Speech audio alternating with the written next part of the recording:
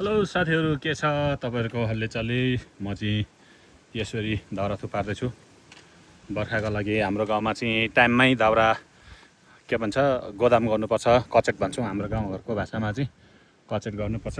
म जाँदैछु दाउरा लिन फेरि उता। सिजन पनि यसरी बोक्दैछ गाउँमा आएर दाउरा। यो चाहिँ फिल्मबाट लिएर आएको मैले यो मेसिन चाहिँ, तर दुईटा टुना हान्न बित्तिकै चाहिँ झ्याप्पै गयो। यो अनलाइनमा दिन्छ नि साथीभाइहरू 10,000 12,000 भनेर चाहिँ बडा चाहिँ विज्ञापन गरिरहन्छ।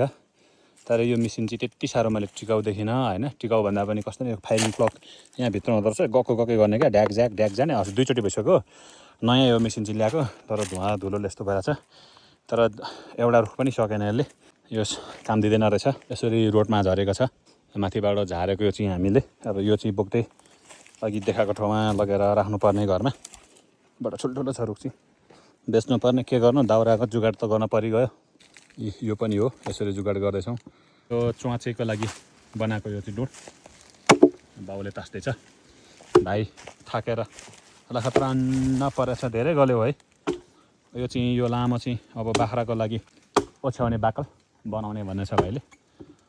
अब तेल पो अलिक कम हुन्छ कि भन्ने छ। ल ठिक छ साथीभाइ, यस्तै छ हाम्रो गाउँघर। भेट्दै गरौँ ल।